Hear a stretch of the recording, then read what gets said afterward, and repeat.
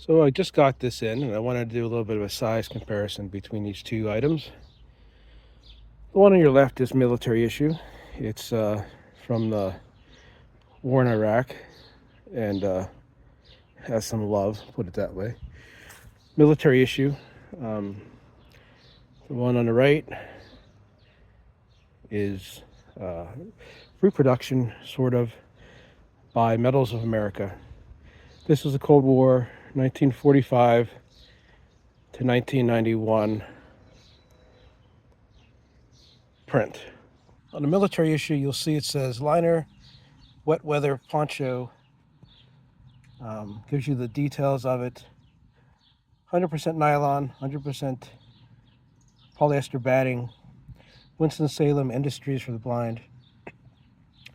This item will go into the same configuration as the military poncho. On the military poncho, you have grommets, so you would tie this in, lay them both flat, tie them in. Gives you a decent sort of warmer weather, not cold weather sleeping arrangement. Took the place of the wool blanket. People call this a woobie. I've never heard it called that. And this is the reproduction. The reproduction states here 100% nylon, 100% polyester, medalsofamerica.com. Pretty much the same thing. It doesn't say where it's made, but their company started about 1976. You can see on the other side of this, it's got the older camo pattern. This is the type I grew up with. And it seems to be about a good 4 inches longer, if not 6 inches, than the actual military one. Other than that, they're pretty much close.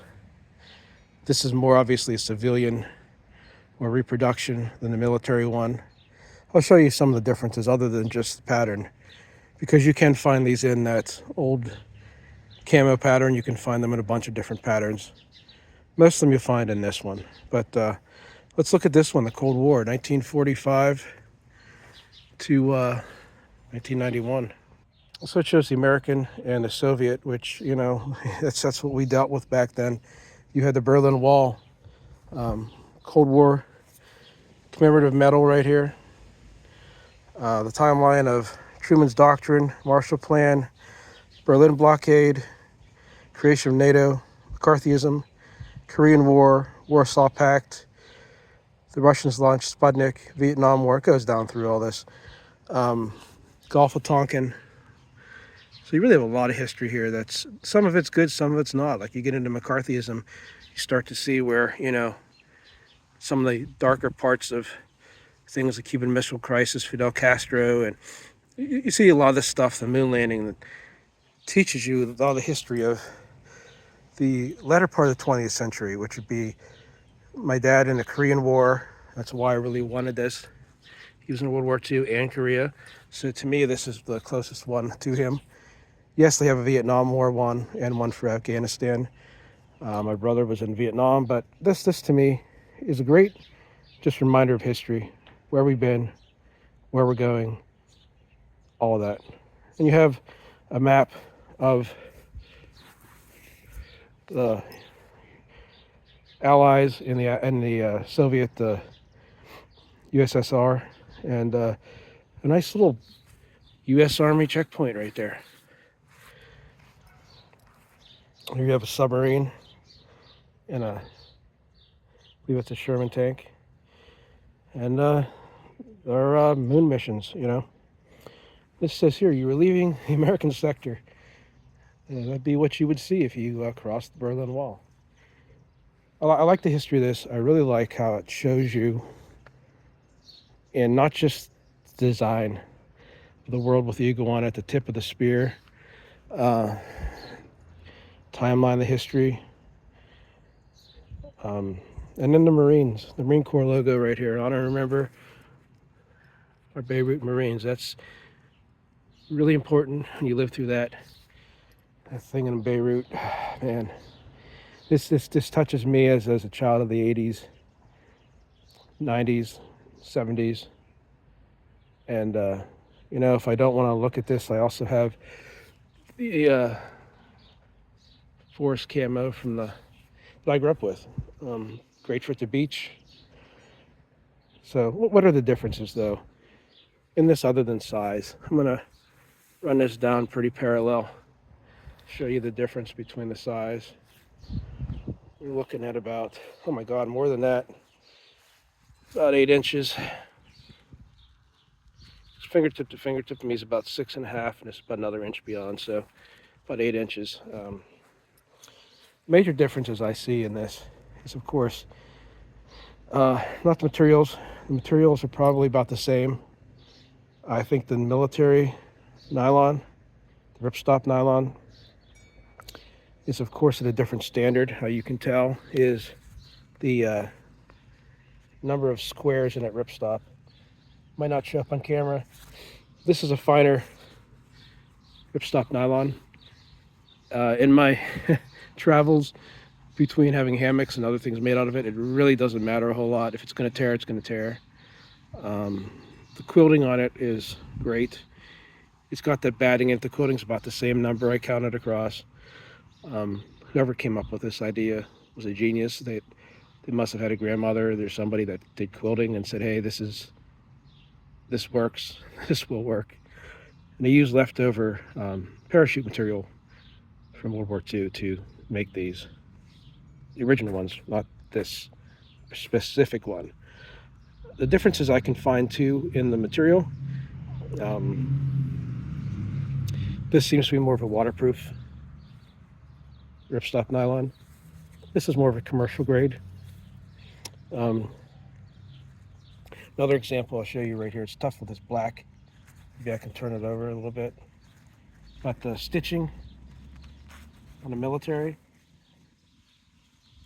it's about 3-to-1 compared to this.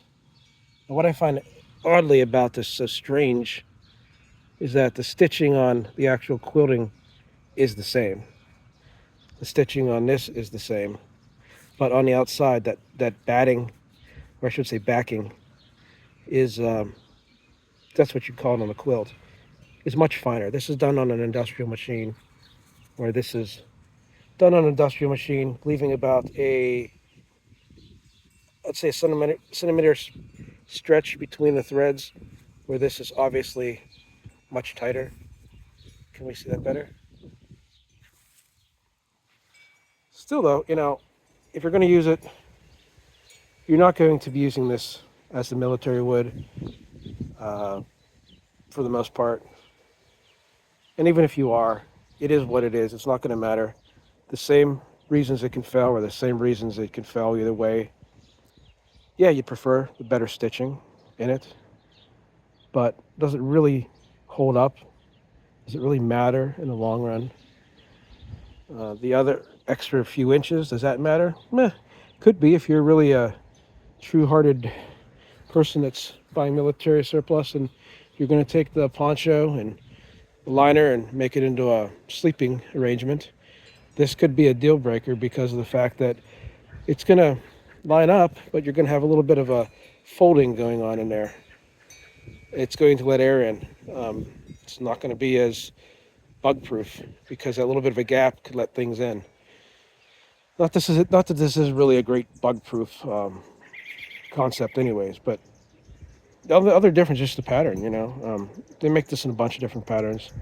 They even have one right now that's a DD214 that is white, and it's kind of neat, but I look at it and go, it's white. Like, great gift for somebody that's just getting out, but it's probably going to be going on a wall because you're not going to be taking that out around sand and dirt and mud, because white ripstop nylon stain like nothing else. So there's the two products. There's the actual military issue. There's the Medals of America version. There's hundreds of versions out there. There's ones that have different backing in them. There's ones that have fleece on them to be more civilian issue. I'm just looking at this from the perspective of what's actual military, where did this come from, Is it a good gift if you want to give to somebody of Vietnam era, Cold War era, veteran of Afghanistan? Yeah, you can't go wrong with it. And it's a nice little blanket just to cover up with. Great to keep in your car if you break down, if you need something to cover up with. It's not going to be as warm in the wintertime, like it's not going to be a cold blanket, but it'll keep you covered. If you're out somewhere, you need to make a shelter of some sort, and you need to use this to create a makeshift sunshade. You could probably do it with this. You got on both of them 3 tie-offs in the front, 3 in the back, and 2 in the middle. Both do the same purpose. And if the wind hits them, that will happen. All right. So is it worth it? My thoughts? Yeah. I think I paid $20 for this one, and I think I paid $45 for the military one. So if you're talking the thread count, yeah, okay. I'm not going to pay that much money more for it. My question is, though, with this, because it's a little bit aged, is there a difference that the wind is picking this one up and not that one? And what I came up with is this. See, this has a little bit of a curve to it, and this doesn't. I want to know your thoughts on that.